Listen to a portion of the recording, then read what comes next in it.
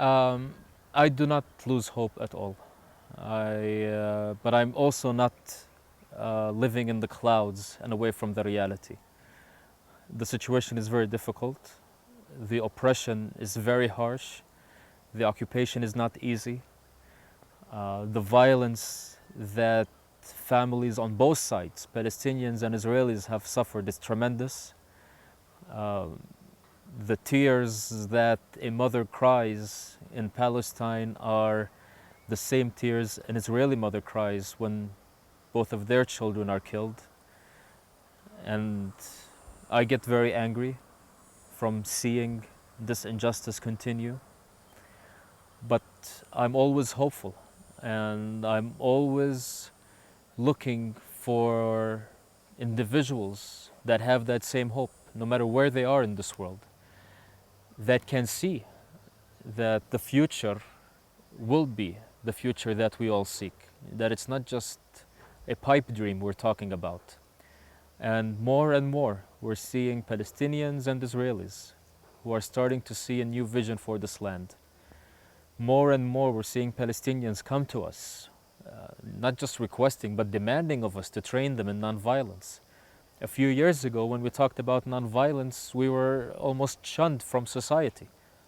It was the talk of the traitors, the collaborators, the Mossad agents, the CIA agents. That's what we were accused of being. And now when we talk about nonviolence, it is a language that is now fully accepted within the Palestinian language. And we are doing more trainings in nonviolence than what we're able to meet. 40 trainers work with us, and we're not able to meet the demand for training in nonviolence that we're getting. It's very basic. It's very grassroots now, but it's there and it's growing. And this is where that power of humanity comes in play. When things almost reach this pit bottom of life, all of a sudden this light begins to shine in humans, and they start looking at things with new eyes. And that's what we're seeing tremendously within the Palestinian community at this time. What we need to do is,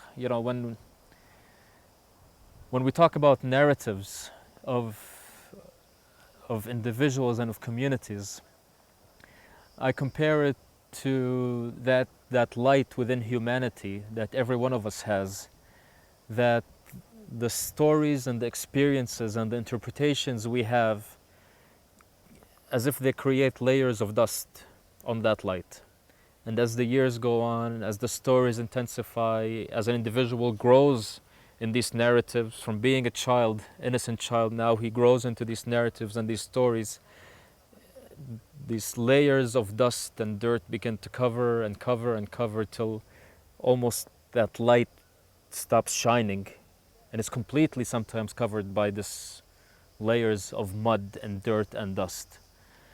And I have seen Israeli soldiers at checkpoints, just by engaging with them in a very simple dialogue. It's like just one blow, and that light shines in them in an incredible way. And this transformation happens. 4 soldiers, these soldiers are carrying guns, confronting us in these nonviolent actions, and just in 2 or 3 sentences, they realize that there is more to life than that.